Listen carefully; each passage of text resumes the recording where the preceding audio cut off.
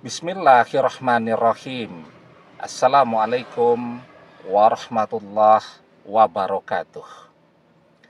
Bapak-bapak, ibu-ibu, mas-mas, mbak-mbak, khususnya adik-adikku sekalian yang dirahmati Allah dimanapun Anda berada. Kembali di Iip Channel bersama saya, Iip Wijayanto. Kali ini kita akan membahas tema saat kamu tidak lagi berharap mantan, saat itulah mantan akan balik sendiri kepadamu. Ya. Jadi sekarang ini kita berada pada fase di mana kita sangat berharap kepada mantan. Berharap segala usaha kita ini akan membuat mantan menjadi tersentuh ya.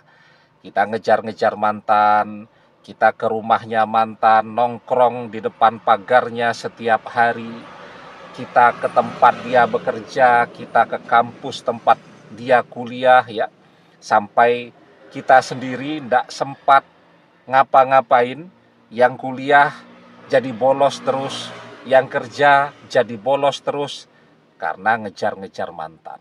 Kita berharap mantan melihat nih kegigihan kita, dia akan tersentuh ya, dia akan balik kepada kita ya, hatinya akan luluh, kita kehujanan, kepanasan, dan seterusnya. Tapi apa yang terjadi dan apa yang kita rasakan?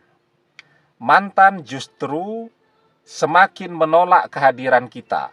Kehadiran kita bagi mantan adalah sebuah gangguan ya, dan dia semakin membenci kita.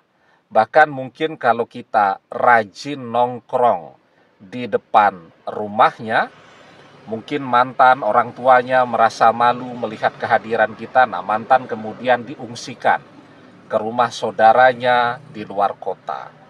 Nah, jadi itu yang terjadi ketika kita berharap agar mantan luluh dan tersentuh dengan segala usaha kita.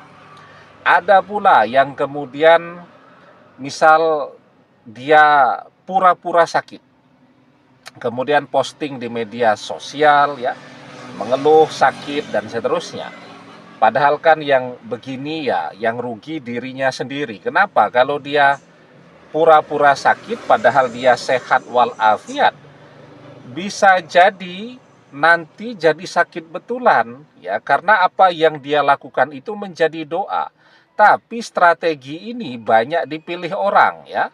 Dia tidak sakit, kemudian ngaku-ngaku sakit, diposting di media sosial.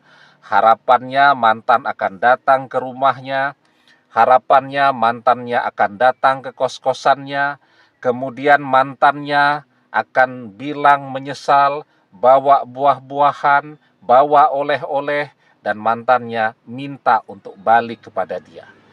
Realitanya apa yang terjadi? Mantan tidak peduli. Bahkan mungkin mantan merasa bersyukur tuh. Untung saja nih, tidak jadi sama orang ini, ternyata penyakitan nih.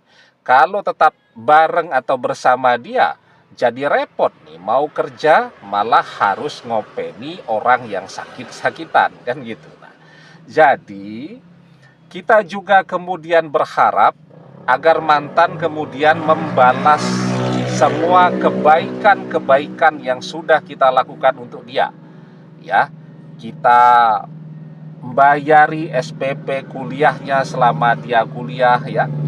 Kita juga yang antar jemput dia selama dia kuliah.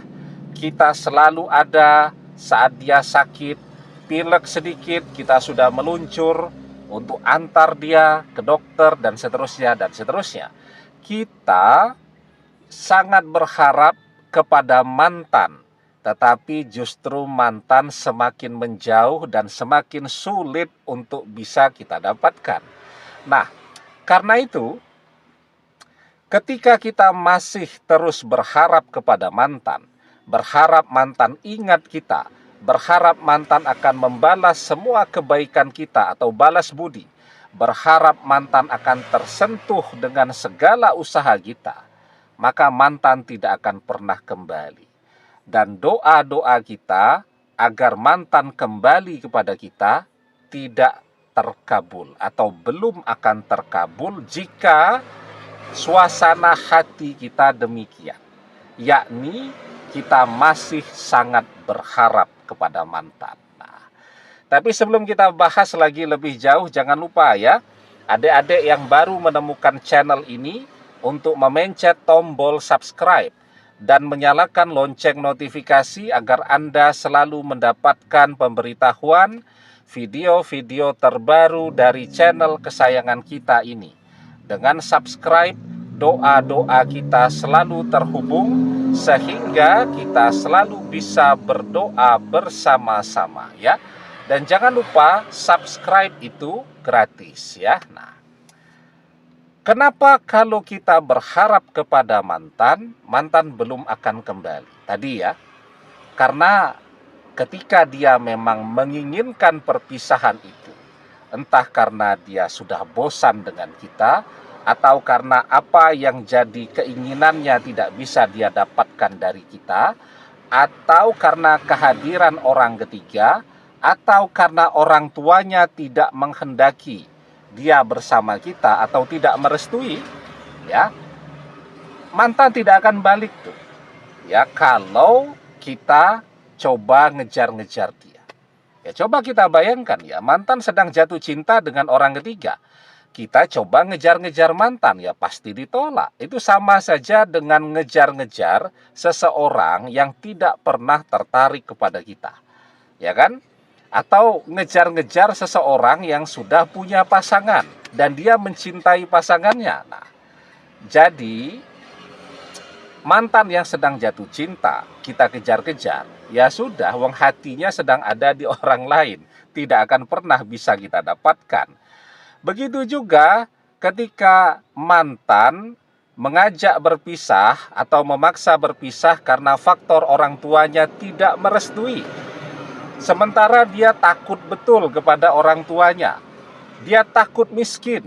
Kalau sampai dia tetap ngeyel ya bersama kita, maka seluruh keuangannya akan di-stop oleh orang tuanya. Repot nih, bisa kelaparan, dia pikir gitu. Nah, maka mantan tidak akan pernah balik. Maka satu-satunya cara agar dia kembali, kita membutuhkan cara yang paling luar biasa, yaitu dengan doa. Laisa say'un akrama 'alallahi ta'ala minad doa. Tidak ada yang lebih penting di sisi Allah daripada doa. Ya tidak? Nah, tetapi ketika kita berdoa, harapan kita kepada mantan itu jauh lebih besar daripada kepasrahan kita. Maka doa tidak akan terkabul. Doa akan terkabul ketika kepasrahan kita jauh lebih besar daripada harapan kita tadi. Harapan agar mantan tersentuh, harapan agar mantan mau balas budi, dan seterusnya. Jadi harapan itu sesuatu yang manusiawi. Tetapi ketika harapan itu jauh lebih besar daripada kepasrahan, maka doa belum akan terkabul pada saat itu. Doa akan terkabul, apa yang jadi doa kita? Agar mantan kembali, agar mantan balik sendiri, agar mantan setia, agar mantan menjadi jodoh kita selamanya. Nah, doa kita akan terkabul saat kita pasrah.